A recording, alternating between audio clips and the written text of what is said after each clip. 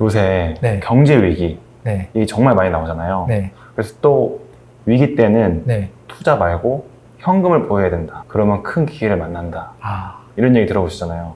들어봤죠. 어떻게 생각하세요? 현금이 있으면 좋죠. 총도 있고 총알도 있어요. 여차하면 탕 쏠 수 있는 그 상태를 유지하는 게 좋다는 거잖아요. 근데 그렇다고 해서 기회가 왔을 때 과연 총을 과감하게 쏠 수 있을까? 지나가는 사슴을 총이 있고 총알만 있다고 해서 네. 이렇게 막 뛰어다니는데 쐈을 때 바로 맞출 수 있을까? 보통 그 능력 자체가 없잖아요. 아. 근데 현금만 있다고 해서 아마 되는 건 아닐 거라고 봐요. 왜냐하면 기회 자체가 준비하는 사람들한테 오는 거니까 결국은 그 기간 동안에 뭔가 철저한 준비? 저는 이제 그 준비를 부동산에서는 항상 시세 조사를 해둬라라고 얘기를 하거든요.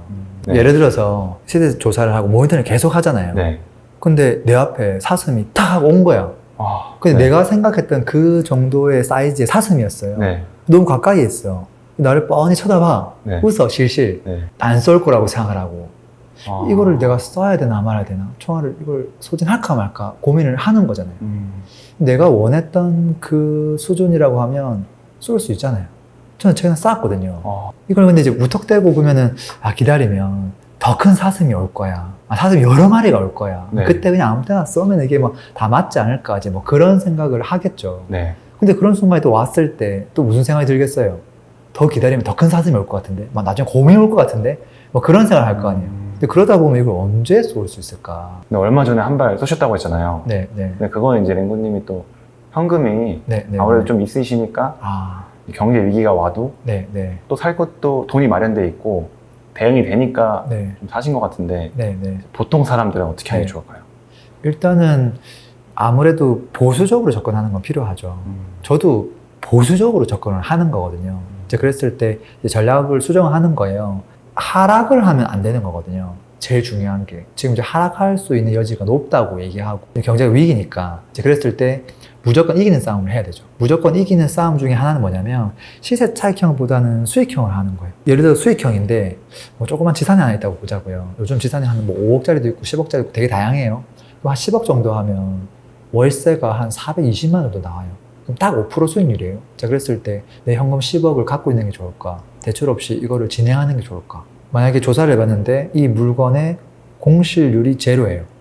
월세가 계속 오르고 있어. 아, 매매가도 지금 계속 오르는 분위기야. 자, 그랬을 때 그냥 은행에 쟁여둘 수도 있죠. 근데 이걸 사둘 수도 있잖아요. 그렇지 않나요?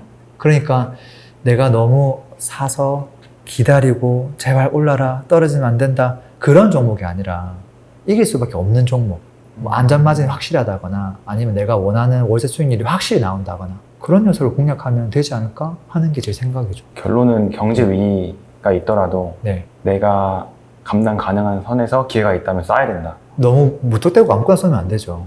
내가 확신이 들고 내 기준에 적합한 거라면 그걸 하면 쏘는 게 낫지 않을까. 근데 무턱대고 기다리니까. 네. 근데 이 순간에도 네. 사슴이 있다는 얘기죠. 아, 사슴은 있죠. 저를 보고 웃고 있더라니까. 말 앞에서. 또 주식 유튜브를 보면 네. 현금도 종목이다. 아, 현금 비중 많이 강조하더라고요. 부동산은 네. 어느 정도 현금 비중을 가지고 있어야 될까요? 주식은 제가 잘 모르지만 부동산 같은 경우는 나름 현금 비중이 필요하긴 해요. 근데 이제 그때그때 조금씩 달라져야 된다 보고 있고, 저는 조금은 그래도 공격적으로 투자를 하는 편이라서 현금 비중을 그렇게 많이 두진 않아요. 평소에도. 근데 그래도 상황이 어떻게 벌어질지 모르니까 한 20% 정도는 갖고 있어야 되지 않을까. 내가 만약에 순자산이 뭐 한 5억이다. 그러면 1억 정도의 현금, 그리고 한 10억 있다, 순자산이. 네. 그럼 한 2억 정도는 형 갖고 있어야 나중에 혹시 모를 전세금 내준다거나 그런 것들을 대비할 수 있지 않을까 싶고요. 상황이 만약에 너무 지금 좋다, 분위기가 가격이 막 다 오르고 있다, 그런 경우는 현금 비중을 20%가 아니라 참 공격적으로 한 10%까지 낮출 수 있을 것 같고, 지금처럼 뭐 위태위태하다 그러면 20%를 한 30%까지 늘리는 것도 좀 필요하지 않을까, 그런 생각을 해요. 그리고 현금 비중도 중요한데 결국은 우리가 갖고 있는 리소스는 사실은 돈하고 시간밖에 없거든요. 돈은 그렇게 하면 되는데 시간을 어떻게 할 것이냐, 이 비중을, 그 생각은 사람들이 많이 생각 안 하더라고요. 이게 우리가 이제 불장이다 그러면 공부가 있고 실전이 있을 텐데 공부할 시간이 없어요. 어떻게 보면 선투자 후 공부하는 게 맞을 수도 있어요. 실전 투자에 시간을 쏟는 게 80%, 공부를 20% 해야 된다면 만약에 뭔가 불황기다.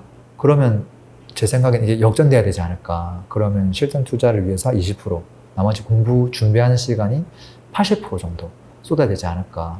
그리고 아까 그 현금에 대해서는 아까 20%를 기준으로 10%, 30% 좀 왔다 갔다 할 수 있지 않을까. 그런 생각을 합니다. 마지막으로 네. 정리 한번 해주시면 좋을 것 같습니다. 일단 불황일 때는 사람들은 무조건 시세가 더 싸지겠지라는 기대를 해요. 그리고 무한정 기다려요. 그 순간이 오더라도 더 싸지겠지라고 기다리거든요.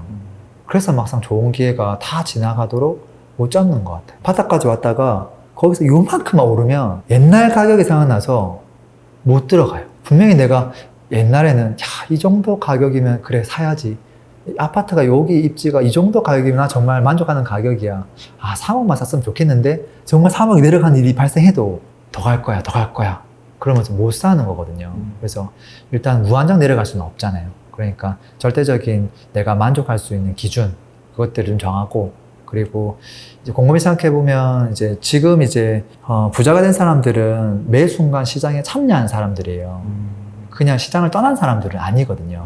혹여나 내가 더 좋은 기회를 찾다가 제가 봤을 때 정말 모든 걸 다 잃어버릴 수도 있어요. 그냥 오히려 그 좋았던 기회가 10%, 20%, 30% 빠질 때마다 정말 다 좋은 기회였는데 다 놓치고 다시 제자리 위로 올라왔을 때 꼭지에 사야 되는 경우도 허다하거든요. 지금 생각해봐요. 과거를 생각해보면. 저점 짚고 이렇게 올라왔는데 그 바로 직전에 산 사람들 얼마나 많아요. 역으로 이야기하면 좋은 기회 찾다가 최악의 선택을 할 수 있다. 그것도 큰 욕심에서 일어나는 거죠. 뭐 그런 이야기 좀 해드리고 싶네요. 계속해서 관심을 갖고 지켜봐야겠네요. 물론입니다. 오늘도 들어줘서 감사합니다. 행복한 하루 되세요. 피스!